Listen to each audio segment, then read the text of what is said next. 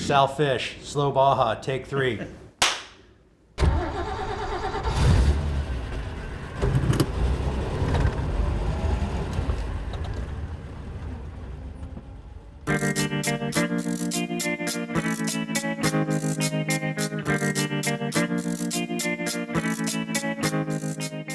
Hey, this is Mike Lemery. Thanks for tuning into the Slow Baja. This podcast is powered by Tequila Fortaleza, handmade in small batches, and hands down, my favorite tequila.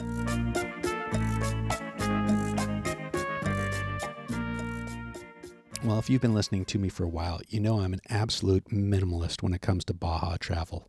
But the one thing I never leave home without is a good old paper map. And my favorite is the beautiful, and I mean beautiful, Baja Road and Recreation Atlas by Benchmark Maps. It's an oversized 72-page book, jam-packed with details, and now you can get it from me at slowbaja.com. That's right. You can get it in the Slow Baja shop, and in fact, you better get 2. One for your trip planning at home and one for your Baja rig. And if you love maps and you can't get enough of them like me, let me tell you about 2 sites I am absolutely obsessed with. Eastview MapLink and longitudemaps.com. Whatever you're looking for in maps, it's there. From the entire Benchmark collection to Baja wall maps to custom maps, you'll find it all at longitudemaps.com or evmaplink.com.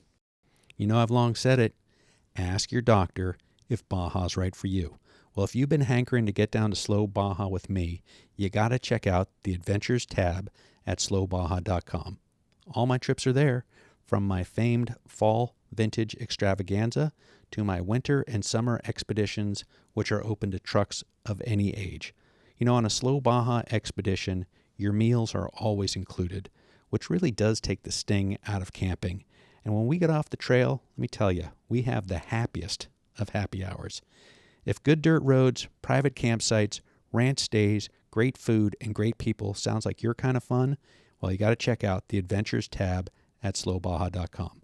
But don't delay. These trips are small, they're highly immersive, and they will sell out. And folks, just so you know, I am always here for you for your Baja trip planning questions. 1 question, 100 questions. The easy way to get me is slowbaja.com/contact. And if you'd like to go to Baja and you don't want to go by yourself, you don't have a vintage vehicle, my winter trip doesn't work out for you, I am happy to talk to you about organizing and leading a private guided tour. I've done it. I've loved it. The pictures are over there at slowbaja.com/adventures, and you can check them out. And if you've got some questions, let's talk. Coming to you from the Shieldman recording booth at Slow Baja Studios. Thanks for tuning in to today's Slow Baja podcast. My heaping dose of gratitude goes out to Noah Culver. If you've seen any of the great stuff on YouTube that's popped up since the Slow Baja Vintage Expedition last year, that's Noah's work. If you've seen the Winter Expedition, if you've seen This is Slow Baja, that's Noah behind the camera, and he has been really doing some great stuff and telling the Slow Baja story, and I couldn't be more thankful than to have Noah on the team. Today, we're talking to Sal Fish, and Noah shot this conversation, and it was howling winds up at Sal's place. Sal's got a little beach place up at Zuma Beach, and the wind was just howling, and Noah's such a pro. We got it all buttoned down. It took us a few takes because, the blinds were banging, the wind chimes were chiming and all that, but hey, Noah, I can't say thank you enough for making Slow Baja look and sound great. All right, today's podcast is with the legend Sal Fish. It's his 3rd appearance on Slow Baja, and I am so stoked to bring you this conversation. We're talking about when Sal got tapped by Mickey Thompson to be his president, to be his partner in this new venture called Score. Now, Sal didn't know that he was a 49% shareholder and Mickey was the boss, but we get into that during the conversation. But Sal's the guy who said, you know what? This desert racing stuff is amazing. You know, the plumber can do it. The Johnny Johnsons working out of their garages in La Mesa, California, not a big speed shop someplace like at Indy. You know, just a guy and his wife and his buddies. They can make a car and they can come out to the desert. And it was such an amazing period of growth for the sport, and Sal was at the helm for all of it. And we're going to get into that today because Sal is the bartender of honor on the Slow Baja Vintage Expedition, October 11th through 18th. He's going to be out there camping in the dirt, pouring Fortaleza tequila, shaking up margaritas. I can't believe it. Sal's coming with. So if you've got something old, I've still got a spot or maybe two left. Hit me up quick when you hear this. Hit me up and maybe we can get you into the trip. All right, without further ado, it's Sal Fish. The man, the myth, the godfather of off-road racing, Sal Fish, today on Slow Baja. Sal. We're laughing because this is take 3, folks. We've had some technical difficulties. The wind is howling. We had to shim up a gutter, move some wind chimes. Zuma Beach is blown out, but I am delighted to be here with my old buddy, Sal Fish, and I hope it's okay to call you my old buddy. Well, the old part is correct. And yes, I think after now the 3rd podcast, actually the first time I met you, we became buddies. You're not hard to like. We're going to leave it right there, folks. Thanks for listening to the Slow Baja Podcast. And now a word from our sponsors, Benchmark Maps. No, Sal, really, it's delightful. The reason I wanted to come and speak with you again, I'm so fascinated by the early days of Baja and Baja racing. But what I find very interesting is how rapidly the sport transformed. So it went from this thing, this happening where it was just men and machines against the desert. That was 67. And then 68, Wide World of Sports, and it's a big thing. And it was just a rocket ship, Parnelli Jones and the tube frame race trucks and all that stuff. It was kind of an early trophy truck. And then you and Mickey picked up 1973, the Mexican government took over Baja Sports Committee. Can you pick it up from there and tell me how you got involved? Because that's really when, in my opinion, modern off-road racing came to Baja. Well, you know, that was a little over 50 years ago.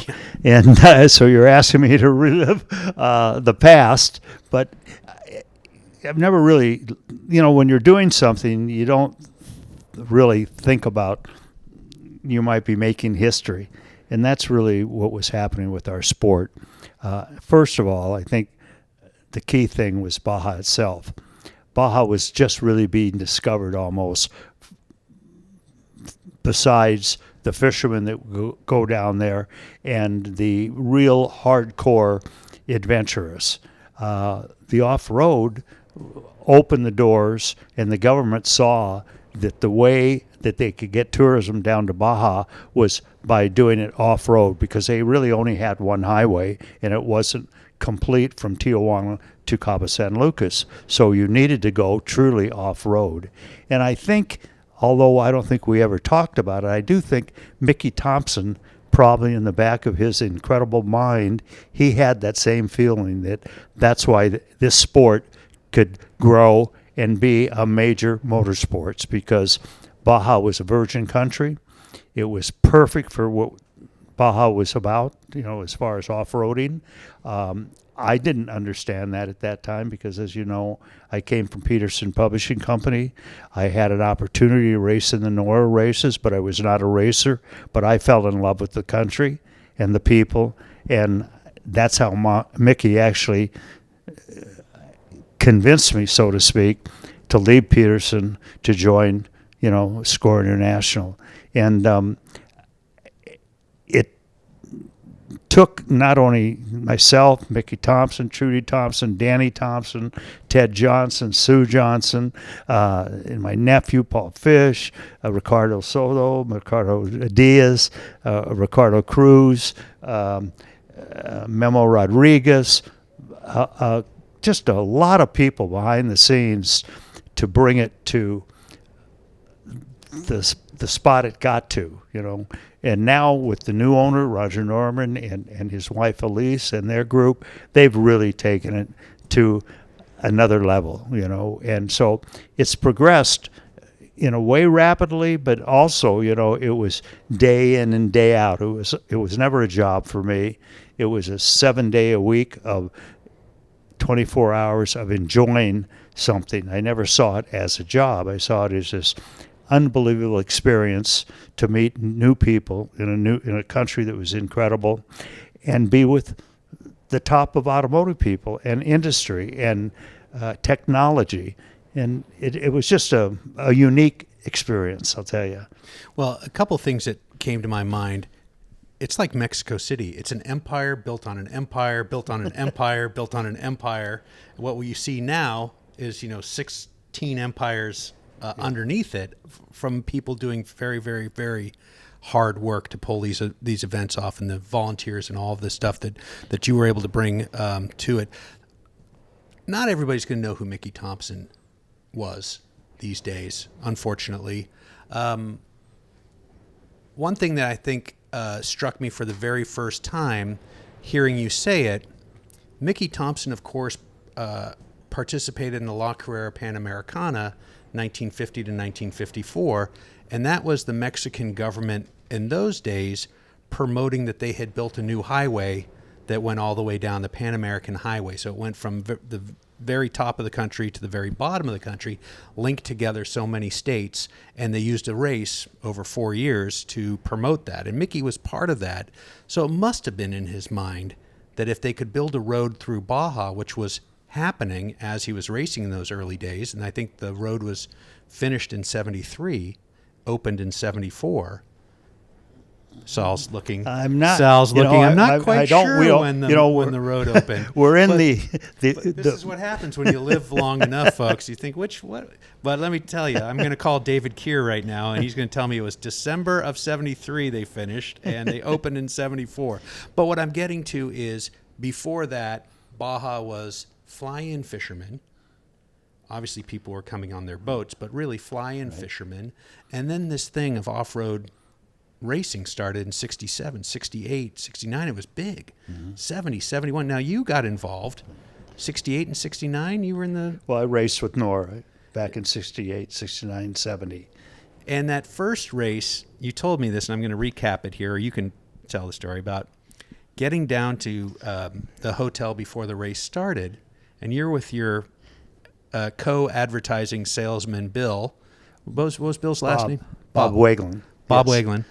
And you guys show up, and you see what the heck's going on in Mickey's room.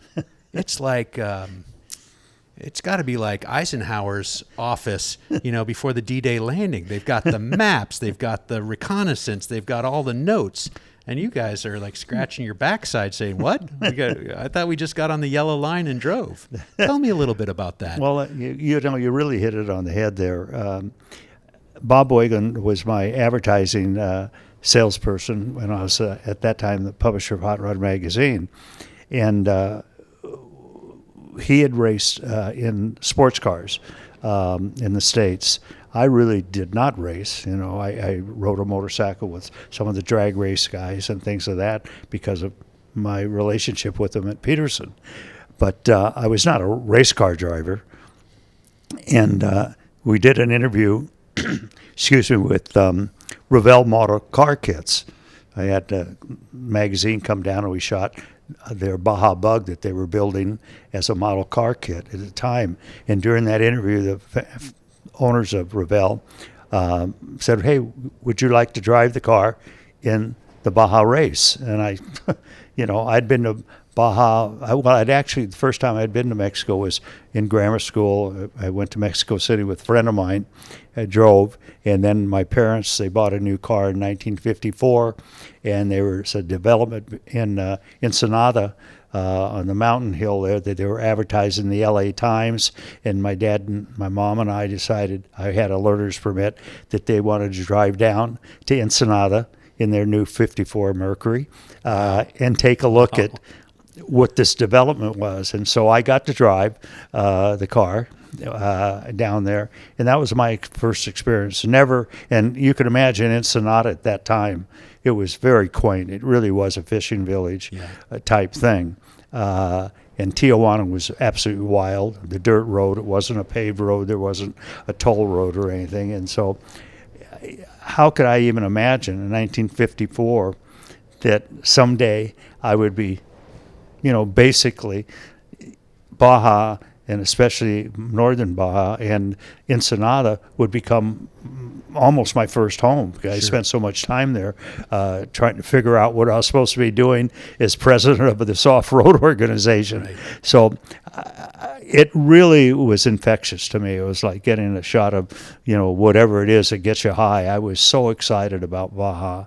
And then lo and behold, how many years later, from 54 to 69, let's say, all of a sudden now we're driving down there because we figured if we were going to drive a 500-mile course, we ought to be able to drive it from our home in Los Angeles to the start line. And so we drove our Baja Bug from Malibu. Bob lived in the valley. He came over to my house, left his car, and we drove down to Ensenada. And that was your shakedown and your pre-run. Yeah, for our shakedown. And the vehicle, we didn't pre-run. The vehicle was, I think it probably went maybe 54 miles an hour on the highway, and we thought we were really cool, Yeah. And anyway, we end up in Ensenada, and Mickey, who had been racing, all forms of motorsports. He had his son there and his whole team, and he invited me into their hotel room. And as you said, the walls of the hotel room were just plastered with maps, and they said 450 feet, rock, turn right, slow down, look at cactus, this and Wagelin and I had the map that Nora gave us, which was a single-page map, with this line going down it, and because we just thought we were going to get in the car, look cool, and we were going to drive Follow the road, and there we forgot that there was an off-road involved in it. Well, anyway, that just made it more exciting. We knew we were out of the racing league, but we were going to just go down there and have a great time. And we did. We broke, but we had an incredible time, and we got hooked. Yeah. And they gave us a vehicle, actually, and Bob was a pretty darn good mechanic, so we kept it as his house, and we used to work on it and do things we did in the spare time. But again, you did get a chance to race again, and you did finish, if I recall. Oh yeah, we raced two 500s, 2000s, and we got a third place in one of the thousands. And the only reason we got that is the other four vehicles, I think, broke in your class. Yeah. Yeah. So, but it was exciting as can be, and it was really an incredible opportunity to meet a lot of people. At that time, I did meet the really movers and shakers of Ensenada and Mexicali, and we just became real good friends and stuff. And your point about the Pan American, I've never looked at it that way, but when I think about it now, Milton Castellano was the governor at that time in Baja. Baja was one state. There was no Baja Sur or Baja California. It was just one state. And when he invited Mickey and I to come down to help promote it, he really, I think, probably had that knowledge about the Pan American and say, this is how they opened up a great tourism thing. Got a lot of exposure, and him thinking me at Hot Rod and Mickey Thompson, a guy that raced in that race and raced in all other forms of motorsports. And he knew what he was talking about, but he certainly didn't have in mind that we were going to take over the sport. And Mickey, that came later. As sharp as he was, when we got back in the plane to fly back from Mexicali to Long Beach, Mickey said, "Hey, I'm going to start this organization, and I want you to become president." I looked at him, I was shocked.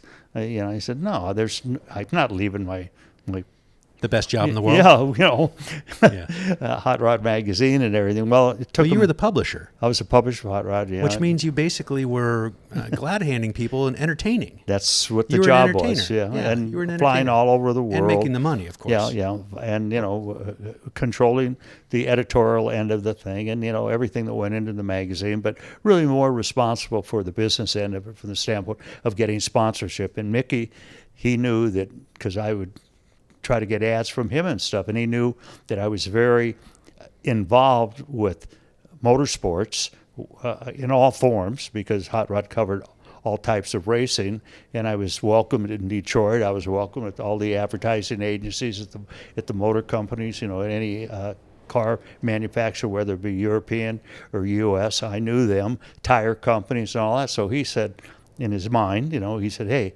I got to get this guy aboard, and he could bring in advertisement and sponsorship. And it took him almost a year to convince me that it was the thing to do.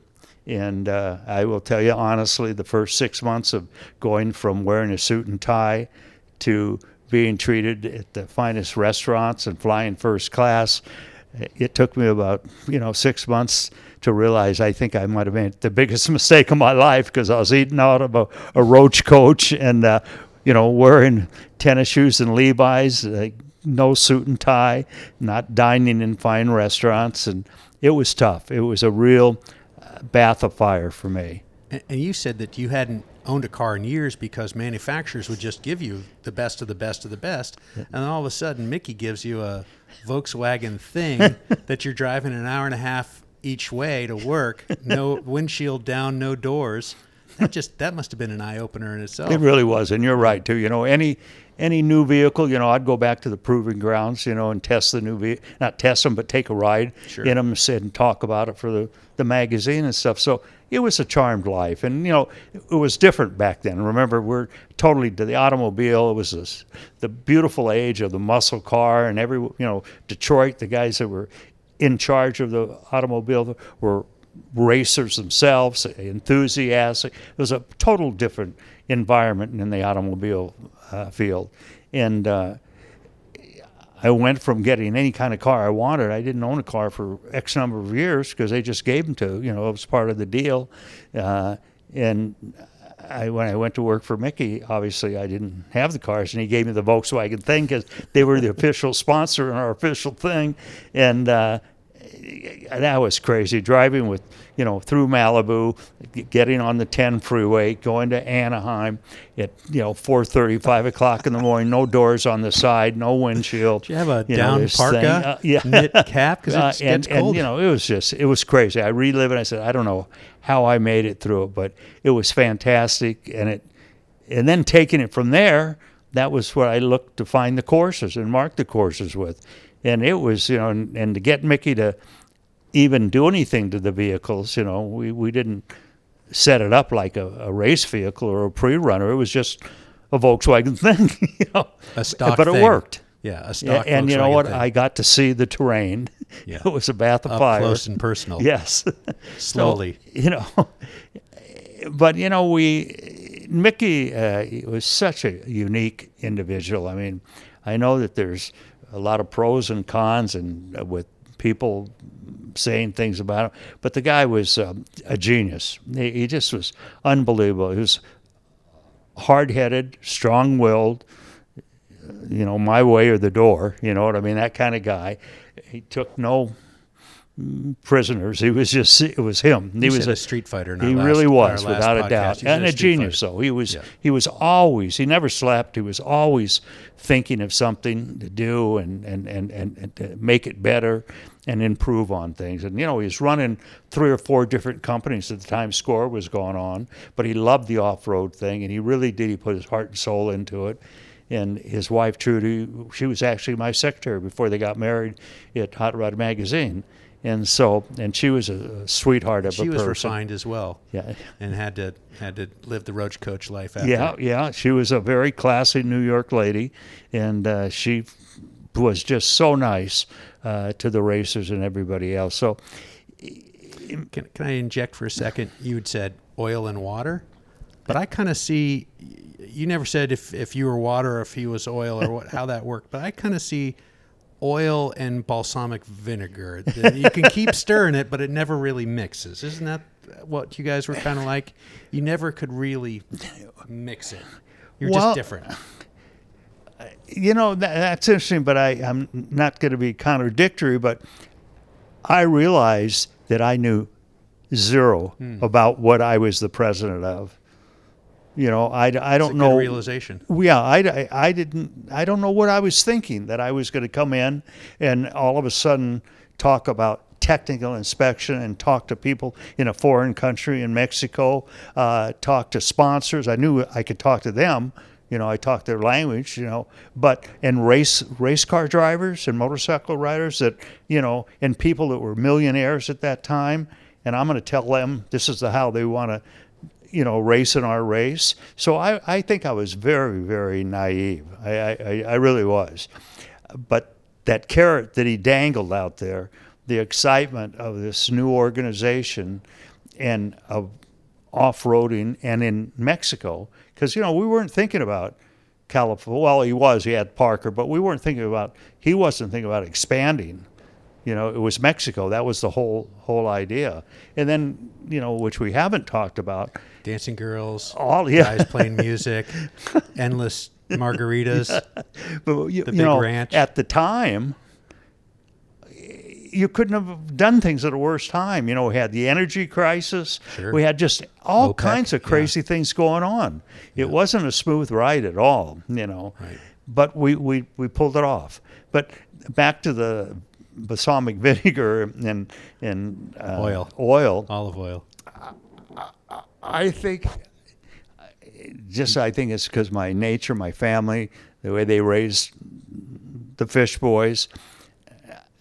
I knew that he was the master, and he knew what he was talking about, and I didn't know what I was talking about, and I needed to be a sponge and learn as much as I could, as fast as I could, because I did want to lead this organization. Right. I didn't want to work for Mickey Thompson. I wanted to be the president that he said he hired. The 49% shareholder president. Yeah, well, you're not partners, let me tell you.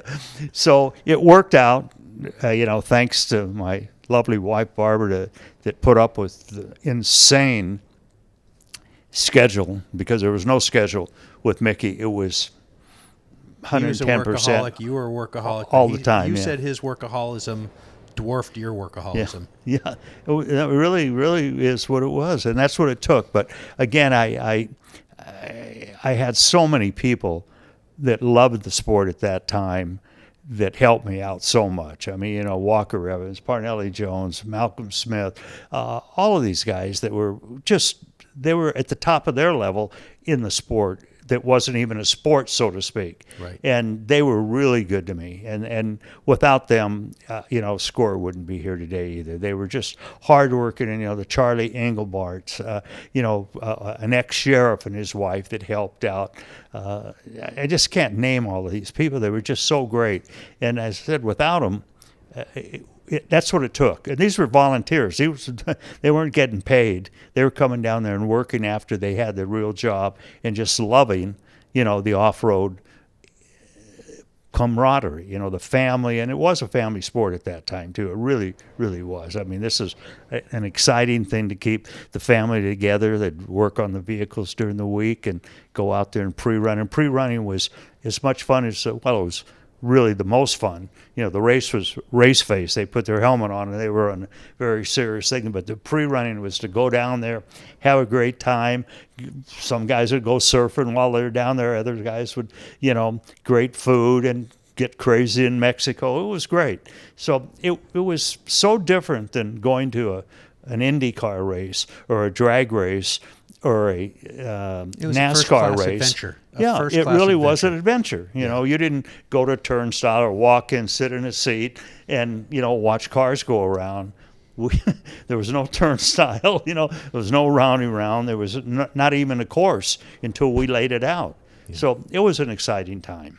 And you were committed to that, and I think that's where kind of you and Mickey must have diverged. He wanted to be back working as soon as possible. Probably was never where he was when he was there. He was probably always thinking someplace else. And you saw the capital A adventure of these point-to-point races where, things were difficult, but the everyman could build his rig in his garage and do it, which the everyman can't build an Indy car and compete. But an everyman can build something and get in a class where he has a chance to win in Baja.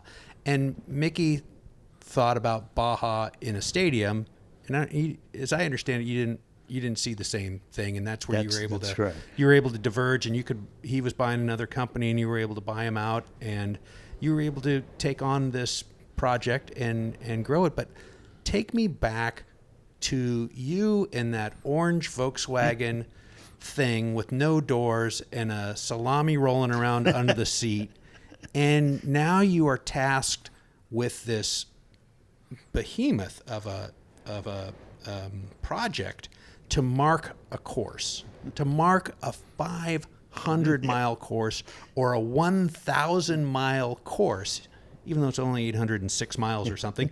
But you had to go do it. It was your responsibility. How did you do it? Hard work, let me tell you. And you're exactly right. You're bringing up some things that, again, first of all, I didn't have time to think about anything other than how am I going to get the Mexican or this rancher to let me get through his property? How am I going to convince the racers that this is a good course? How are we going to convince these vehicles they belong in this class and not this class? There was just so many things going on. And Mickey, you got to remember, I wasn't racing then. I was dedicated. First of all, I couldn't. Mickey was trying to build the ultimate off-road vehicle and compete with people like Parnelli Jones and Walker Evans. So even though he was the owner, the owner, but he was racing also. So that was kind of weird. And he was making the rules, for things, because he had this unbelievable technical mind for the automobile and how things worked, carburation, suspension, everything, transmission. He was just full of this stuff. It was unbelievable. So he was focused, but he couldn't run score because it took 24 hours a day, 7 days a week, not thinking about building a manifold or a new set of tires or wheels or a shock company or stadium racing. And from the beginning, Mickey said one time, he says, the only people that see this sport are jackrabbits and rattlesnakes, the people out in the desert. And, that was his, and he says, he wasn't wrong. I want to put this in a stadium because he saw what motocross was doing. Sure. And, Goodwin was doing the motocross in the Coliseum. So in Mickey's mind, he knew that this could be big, but it would be with a select group of people, select group of manufacturers running in a stadium type of thing. And after about I don't remember again what year that was, that we went from Riverside, which, that was kind of a stadium, but it wasn't. It was enclosed, but it was, it started out as 8 miles, and he brought it down to 2, then we brought it down to a mile. And it really was a stadium type thing, but not in an existing stadium. It was a Riverside Raceway. So Mickey was always just, at the finish line before he even took the green flag to start the thing. Whatever he did, he was just always that far ahead of everybody. You just couldn't keep up with him. So I really started to get involved, which I had to. I loved it. It was a very difficult time for my marriage at that time because I was gone. I thought I was gone a lot when I was at Peterson, but I was continuously gone. And there was no communication. When I was with Peterson, I pick up the phone or have my secretary call and tell Barbara I'm not going to be home. Well, now I'd leave and I didn't even know where I was going. I didn't know when I was coming back. I didn't know how to communicate. There was no phones. There was none of that stuff. So it was tough. It was very, very difficult. And Mickey and Trudy, he had his partner with him. They were inseparable. They were where he went, she went. and it was that kind of a deal. Well, Barbara had to take care of the household, while I was gone, which she did a great job at, thank God. And she had her job, director of this women's center at Pierce College. So it was just, I relived these things. And I said, I don't know how we made it through a marriage and how I stayed doing what I was doing. I think any normal person would have bailed, And again, the stars aligned. Mickey, he wanted to buy a shock company, and he wanted to do this thing about stadium racing, and he wanted me to do that also. Not by the shock company, but take over stadium racing too before he started. And I told him flat, I said, Mickey, I didn't leave my job to be a PR manager for 20 superstar racers. I said, what I love is what I'm doing, being in Mexico, doing something with the families, this off-road thing. That's what I want to do, and I want to build that. And, he was going to leave to go buy the shock company, and I was still working in his territory, his garage, and he says, I'm leaving for Italy to buy the shock company. He says, go ahead and move, but you won't last 6 months, And it's been a little more than 6 months. We're going to take a break right here. Hear a word from our sponsor, Baja Bound Insurance. I know you want to go to Baja and see all these places where Sal and I are talking about. You're going to need insurance if you're driving Baja Bound. We'll be right back with Sal Fish. Here at Slow Baja, we can't wait to drive our old Land Cruiser south of the border. And when we go, we'll be going with Baja Bound Insurance. Their website's fast and easy to use. Check them out at bajabound.com. That's bajabound.com, serving Mexico travelers since 1994. Hey, big thanks to those of you who've contributed to our Baja Baseball project. We launched our gear deliveries on my winter expedition. Michael and Matthew from Barbers for Baja were along for the ride, and we got to deliver that critically needed baseball gear up and down the peninsula. It was really, truly amazing. And on my last trip, I got to go to the state baseball championships and see some of our alums playing, some recipients of the Baja baseball gear deliveries. And congratulations to Guerrero Negro and Mulahey. The Austineros and the Cardinalitos won silver and bronze at the state championships. Big stuff. And it was really fun to be there and fun to see them. All right, well, please help us continue this vital work. Make your tax-deductible donation at the Barbers for Baja. Click barbersforbaja.org. Click the Baseball in Baja link, and I thank you from the bottom of my heart. I really do. It is so amazingly gratifying to be able to give these kids this chance to keep playing this sport, keep them on the field, keep them out of trouble. Please check it out. Baseball in Baja link at barbersforbaja.org. Thank you. I want to tell you about these new Rocky Talkie radios that I absolutely love. Heavy duty, beautifully made, easy to program, easy to use. We had 28 people, 15 trucks on the Slow Baja Winter Expedition. You can hand these radios to anybody from a 14-year-old kid to an 80-year-old, and they'll know how to use it. They are that well designed. One charge lasted the entire week.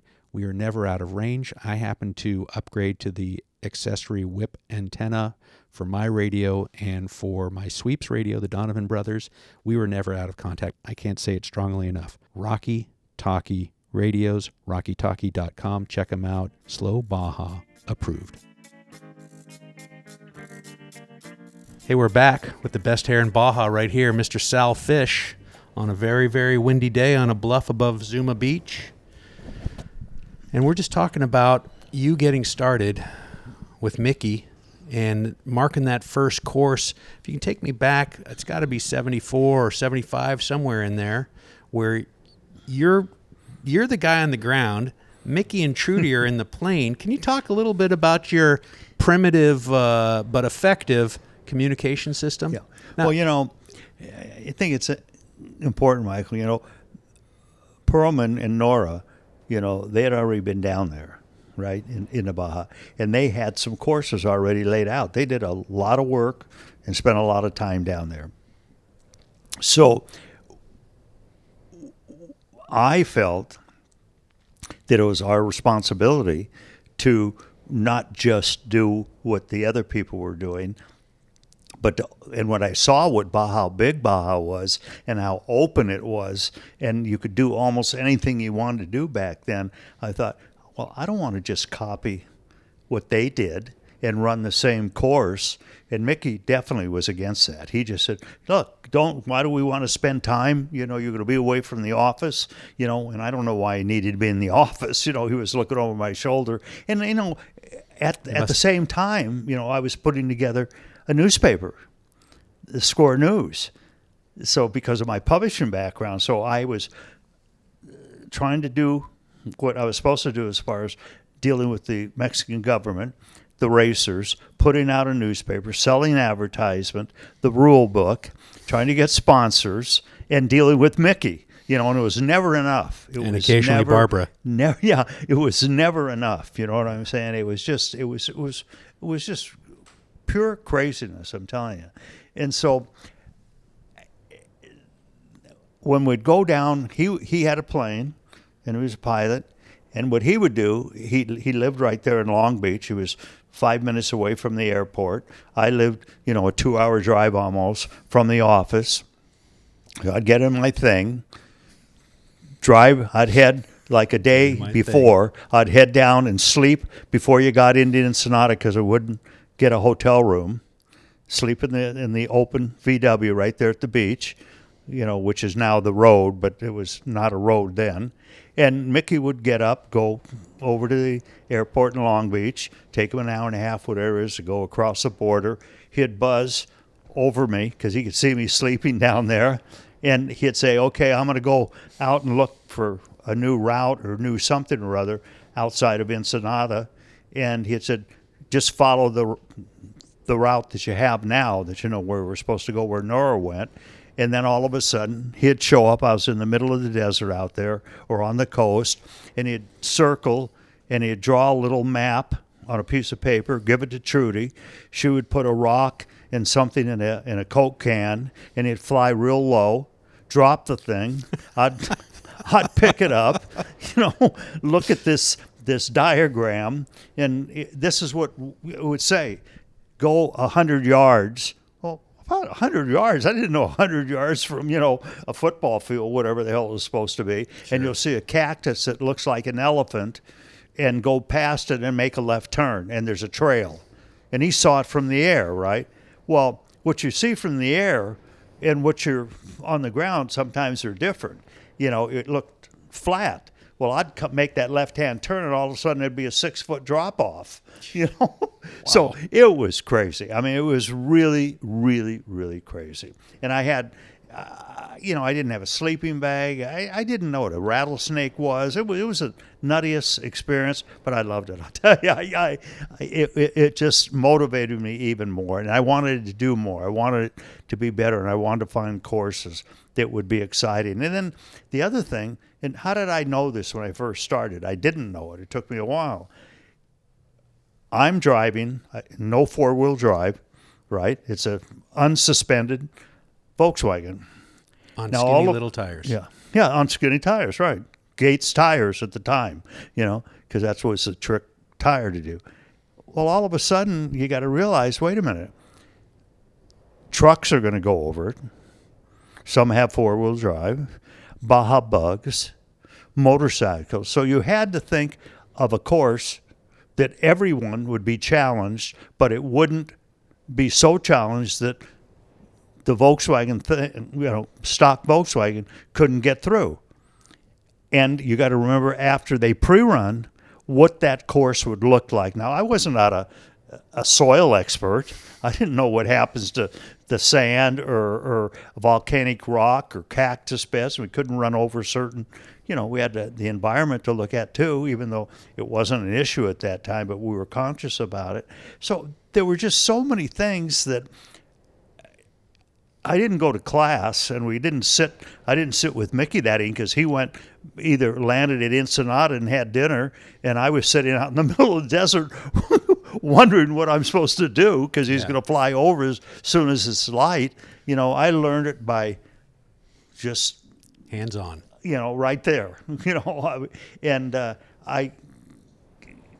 looking back, I think that was the best way to do it, because there's not a course that I know of that's called, Baja 101. Right. Baja 101 is being out in the desert and being Baja proven, not talk about it, but do it. What's the distance typically between when you would tie a ribbon or drive in a wooden stake and staple a little arrow to it saying this is the direction? How far would those things be in between? Well, just want to set up like in a 1,000-mile course. How many little things did you have to tie on? How many roads did you turn down? You say, nah, we can't use this one. Let's go back. Let's back up. Let's go this way. Let's go that way. It must have been excruciating at some points. Again, if I would have been a intelligent person, first thing I would have done, I would have bought shares and surveyor's tape, staple guns and staples and wood stakes, because I can't tell you how many millions of those I used, okay? And again, learning how to... I finally realized, wait a minute, I'm going 10 miles an hour, because I couldn't, this was off-road. I mean, these guys are going to go 40 miles an hour, 50 miles an hour, 80 miles an hour over what I'm just going 10 miles an hour over. I'd jump out, tie a ribbon on a cactus, I'd be bleeding. You'd see it was nuts. But so I had to realize, wait a minute. First of all, it has to be line of sight for the driver, to see this, whatever I'm doing, the stake or the arrow or the ribbon. And second of all, it's got to be high enough so the cattle, because I would find out they would eat it as I'd be gone. I'd come back the next day and there's no ribbon. And I found out two things. It was either the cattle that ate it, a goat would stand on its hind legs and eat the ribbon, or I swear, Mickey, I put it up the day before, Mickey. I swear I did it. Or the village, the girls would come out, and you'd see them all in the village with the, orange with ribbon in their hair. Fluorescent ribbon in their hair. And I go, wait a minute, this is crazy. So first of all, those are things, the only way you could learn it is, or the next day, a guy pre-ran, and he says, Sal, I got completely lost. I said, what do you mean? He says, yeah, but I was going 40 miles an hour. I blew right by. I never saw it. So if I was lucky, and I'll think about this on a 1,000-mile course, I was lucky, and I got up, I'd sleep in my vehicle or on the ground, never would go to a motel, because usually the motel was, you'd waste 2 hours going back to get a room, and then you had to get up in the morning to do it. So I'd sleep on the ground, in the truck, whatever I had at the time. And if I could do 40 to 50 miles a day marking a course, that was a good deal. So you leave your office and you got to mark 1,000 miles. Think of how many days that is. Insanity. And that's providing you don't have any problems. The vehicle doesn't break. You run out of stakes. You got to have someone from Tijuana, hopefully, that your friend, Bill Rodriguez, his wife, would go to the lumber yard, put them in the back of his pickup, and meet us somewhere down the road, and would take those wood stakes. Today, I think about today, GPS, they don't even mark the course. These guys are all on GPS. We did it by ribbons, arrows, noches, we called them. They were 3M tape that glowed in the dark, and I'll tell you, I could take you down there right now after 50 years, and I'll guarantee you there's those 3M little sticker this big in cactuses that were this high. Now they're that high, and at night I could remember that's where I put that thing. So it was, but that was fun. I wasn't in an office. I was out there doing something that was so unusual, and I took a lot of pride in it. And my nephew Paul did, and all the people that helped work for me, with me on this, they took it too. They all said, oh, I want to go down with him, mark the course. Well, some of them lasted one day, and they said, oh, I thought we were just going to go drive the Baja. And the others, the good guys, they hung in there and they loved it. And again, as I said, without those people, the sport couldn't have grown. So Ramon Castro, famed Baja racer, said you were absolutely relentless. Absolutely relentless. Getting those stakes in, tying those ribbons. What is it?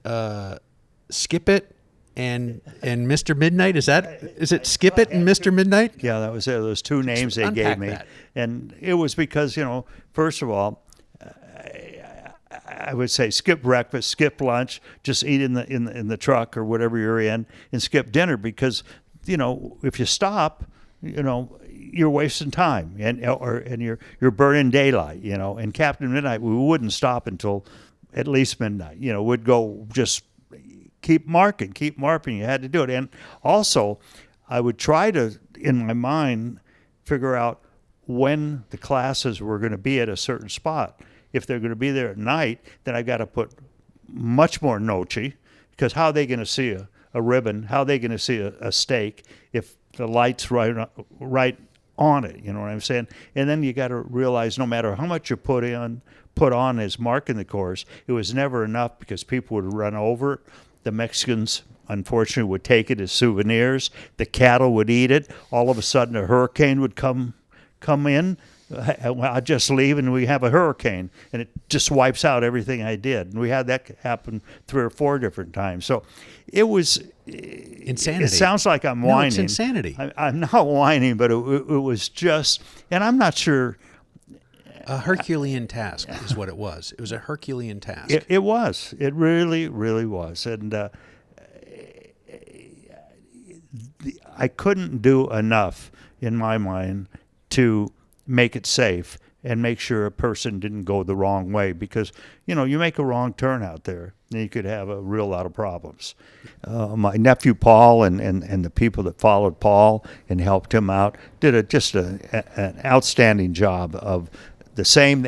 Paul had the same, I think, even he's my brother Tom's son, but he had the same DNA or what DNA that I think I had. He just wanted to do it better than what I was doing and make it perfect for the racer, and that was his whole goal. And he even carried a ladder that he could get out of and think about it, every time you pound a steak, and they had to be, with the mileage on it, so it would hit a bump, and then the cardboard that we put the numbers on would spill, and we had to get back to, now are we at mile 451 or 455?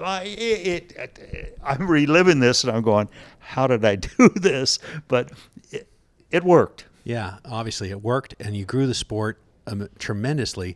One of the things that we touched on once in our conversation, or maybe on a phone call, sometimes you felt like the courses went specific ways because there was a restaurant or somebody you liked there. And I want to know about some of the places. I bet you can walk into any place in Baja, any restaurant, and they're going to know who you are.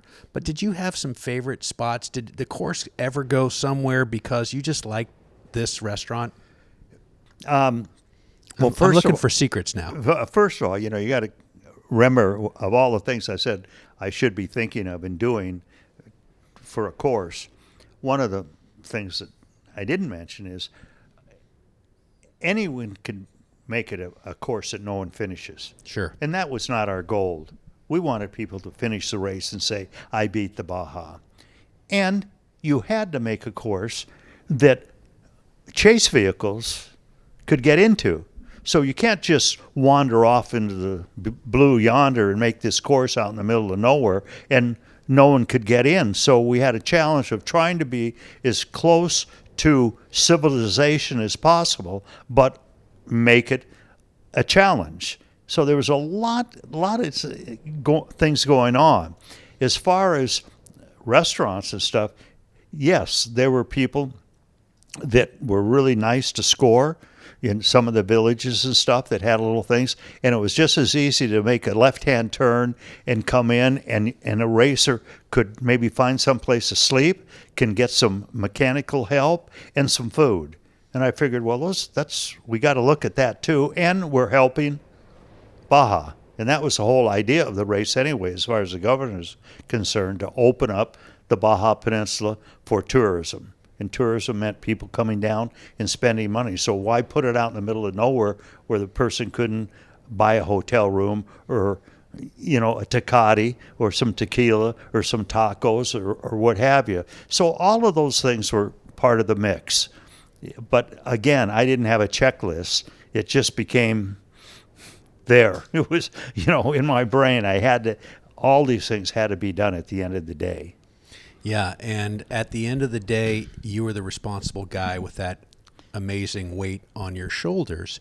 Again, getting back the idea that I had about this conversation is we were going to get onto the 1975, your first 1,000, your first 500, where you're really in charge of this thing. I do want to talk just a little bit more specifically about that. Do you even remember, there was a controversy, I don't remember if it was the 500 or the 1,000, somebody had to push their motorcycle across the course or across the finish or something, they got disqualified, and Bud and Malcolm won first overall in a buggy. Does that ring any bells for you? Or is there so many finishes that have come and so many controversies that have come that it's just like, oh yeah, whatever, I don't remember. Well, first of all, Michael, you got to remember it wasn't called the 500. We couldn't use that name. It was we named it the International because Nora still owned the 500 name, and the reason we were able to use the Baja 1000 because Nora had called it the Mexican 1000, and Mickey was the one that came up with the idea. Well, let's call it the Baja 1000 because we didn't want any of that problem there. So that I recall, the first Baja International was a 500 for me.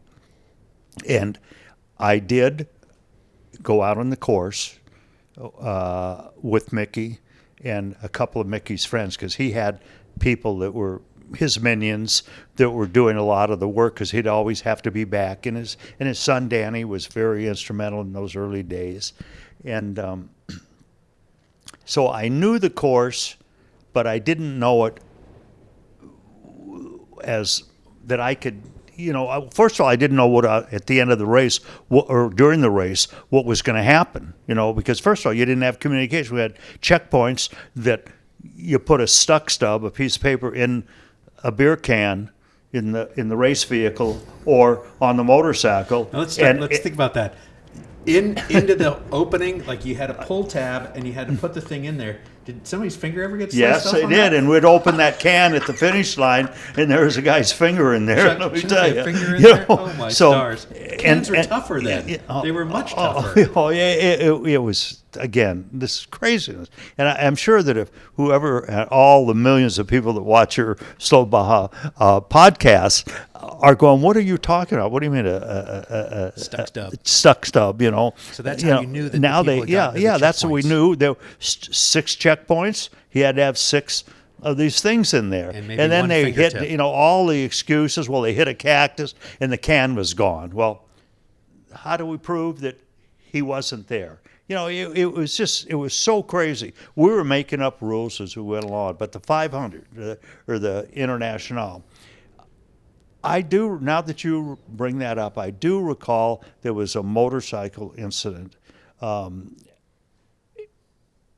I just don't recall that it changed and put Malcolm in a different position. I really don't. I wish I had. I don't want to have a fact. No, and I don't have the facts straight. I've been running some late nights in Baja, and there's some very foul weather. But what I was going to get to on that is you've had to make some very, very, very hard decisions. You disqualified Mickey, who was the owner of the race. Twice. Yeah. Twice. Parker. And, but you were the guy. You had to make these hard decisions. Yeah. How did that affect you in your later life? I mean, do you feel like, when I was talking to you on the phone earlier and Barbara's interrupting you, do you feel like you can say, "Barbara, I'm the boss"? Did it give you I didn't say I was a boss of Barbara. I was going to say, do you have a secret Godfather side of you where you're boom, you're it? Last word? How did you make those tough calls? Well, first of all, there was at that time, back then, there were so many things that were unknown. I mean, you had no way to prove it. You had no way to. It was your word against his word, or someone saw this, or someone saw that, and you didn't have instant. Cameras that people are everywhere. They know everything that's doing. You didn't have cell phones. You didn't have anything. And the thing I remember of that 500 was, and Mickey at that time, he didn't, for whatever reason, he didn't race that race because I think it was our first. He wanted to fly over the course. Oh, I know why. Because Mickey, again, he was filming himself. Okay. You remember? Now, he was a filmer, too. So he would be flying the plane and filming at the same time. And Trudy would be taking notes. I mean, this is nuts. And so there was in race headquarters of the Bahia Hotel. And the rumor was, and everyone could, that's where everyone, there was radio, and the radio never worked. You'd talk, our radio system, you'd be talking to someone in Seattle, and Seattle would go on a ham operator or whatever. I thought a ham operator was a guy that sold ham sandwiches, I never knew ham radios and stuff. And so he would call his ham buddy in San Diego, who in turn would call our radio operator at the Bahia Hotel and say, oh, vehicle number so-and-so went through checkpoint 3. And that's how we'd find out where, we had no idea where. When they left that starting line, I was totally out of control of anything because we didn't know where they were, what the speeds were, anything was going. It was all word of mouth, or someone knew something, or someone was talking to someone else. Well, the word was that Bobby Farrell was in the lead, but he took a shortcut supposedly, and everyone was on me at the race headquarters. The race wasn't over. Bobby Farrell, no one had even come across the finish line, and they're saying, "Well, what are you going to do about it? You got to disqualify him." I said, "Well, yeah, I wanted to say, well, what do you mean? I don't know what I'm going to do about it, And I was waiting for my leader, Mickey. He was in the air, who I couldn't talk to, for some advice what to do. And I said, well, we got to get the race and we'll figure out what to do. And I was trying to stall time to find out from Mickey what's going on and everything. So I really learned a good lesson there, not to open my big mouth, just to be courteous to everybody, and which was not easy because people would be drinking at hot. People get hot about these things. And really hot and everything. And everyone knew better than the organizer, that's for sure. And so bottom line was, Mickey came in, and he had it on his camera. He says, I flew over Bobby. There was a herd of horses, or what do you call it? Not a herd. What are horses? A bunch of horses, open field, and he went around the horses. He didn't go on a different course or anything, and there's no way, Sal, he did not cheat. And so I said, Mickey, that's the deal. You saw it? He says, yeah. And so that solved that problem. But it was a bath of fire, as I said before. That was, and I, God, and you never slept. I never slept. I mean, you were up all the time worrying about, because people were hurt. People got drunk. They were in jail. Yeah, interesting how the technology now, everybody's in touch. They got guys live streaming from their trucks at 130 miles an hour. You've got, the weatherman and the evolutions of the weatherman and GPS satellites, all that stuff. But you did it basically, throwing a rock with a Coke can with a note inside of it. It's astonishing. Yeah, and as much as I look back at those days, and I look at the fact that I could,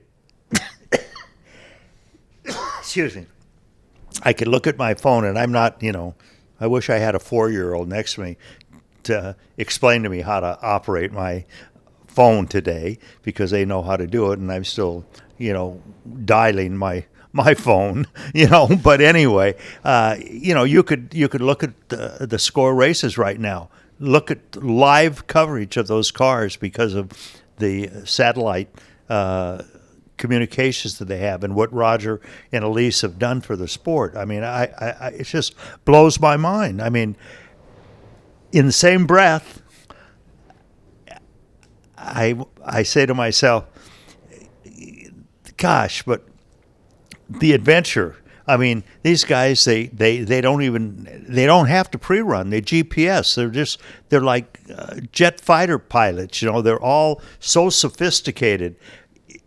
The adventure, is it still as exciting as it was going out there and saying, I Beat the Baja, with your own notes and little things hung on trees that told you to make a right-hand turn or a left-hand turn. And I guess the end result, yes, it is, because the sport is growing. It always did get good attention, global attention. The media loved it, and we loved the media, and I knew the media because I was part of the media originally, and I think I knew how to massage them, so to speak. But now it's so spectacular, it's so exciting to be in a score trophy truck going 140 miles an hour over terrain that I went 5 miles an hour and would break shocks and have flat tires, and these guys are just going like a jet. Their suspension, the sophistication is so incredible. The mentality of the driver and the co-driver is super. It really is super. But is it like riding in a cowboy bar, the bull, this electronic bull, or going out in the arena and riding the bull? Yeah. I just wonder, and I know I'm not trying to make a comparison, say one is better than the other, but I do feel that I wasn't put on this earth to do what is being done now. I think my time was really back there in eating the dirt, smelling the flowers, talking to people that I didn't even understand the language and trying to communicate with them. Was my lifespan date, whatever they call it, that the food is good from here, don't eat it after this. My time was back then, and I feel honored and privileged that I had the opportunity, that Mickey gave me that opportunity, and the off-road community accepted me and allowed me to do what I did for X number of years.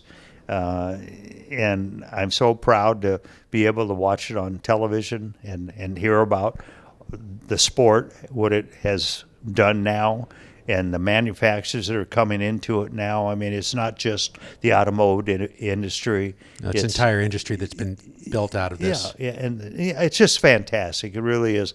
And I think in the next few years, it's even going to see an incredible more growth, and because of technology and people really seeing what the Baja's about.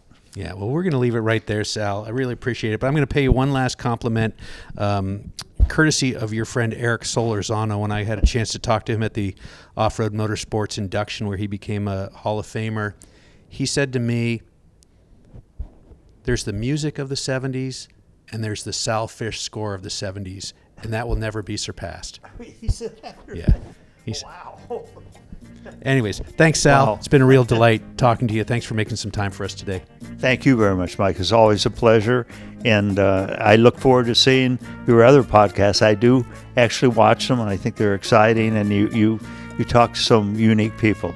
So thank you. We've got Noah on the cameras today. They're getting better and better, and I'm delighted to have Noah with me. So anyways, we've got a little bottle of Fortaleza there. I don't know if while Noah's breaking things down, you and I can have just a little teeny taste, and we'll get out of here. Definitely. All righty. That's all. Thanks, Sal. Thank you.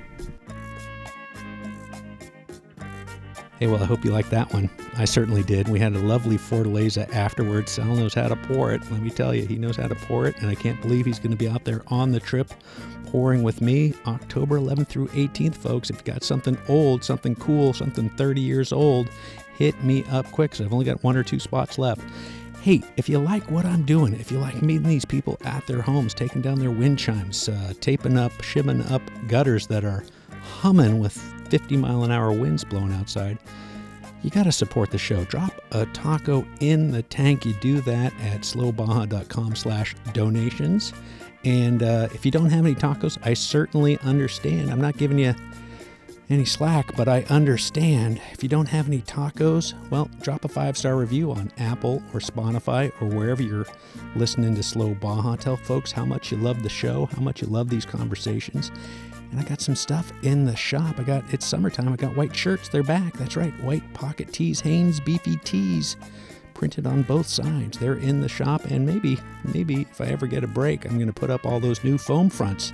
Got 5 different styles of foam fronts that are going to be in the shop soon. So take a look at that. Got benchmark maps in the store, all the stickers, all the cool stuff, black tees, magnets, pins, shot glasses, whatever you got, it's there. Support Slow Baja is the point. And I'm going to get out of here, but first of all, I'm going to tell you about Off-Road Motorsports Hall of Famer Mary McGee. You know, she had a pal, Steve McQueen. Steve loved Baja. He really effing loved Baja. And you know what he said? He said, Mary, Baja's life. Anything that happens before or after is just waiting. You know, people always ask me, what's the best modification that I've ever made to Slow Baja? Without a doubt, it's my Shielman seats. You know, Toby at Shielman USA could not be easier to work with. He recommended a Vario F for me and a Vario F XXL for my navigator Ted. This Ted's kind of a big guy. And Toby was absolutely right. The seats are great and they fit both of us perfectly. And let me tell you, after driving around Baja for over a year on these seats, I could not be happier. Shielman, Slow Baja approved. Learn more and get yours at shielman.com. You know, I'm all about keeping things simple, traveling light, and finding the really good stuff. And that's why I've been wearing iron and resin for years. It's not just clothes. It's gear that holds up in the dust, the salt, the spilled tacos, and still looks good when you roll into town. Made in small batches by folks who care, no flash, no fast fashion, just the kind of stuff that gets better the more you wear it. Check them out at ironandresin.com and pick up something that'll last the next 1,000 miles.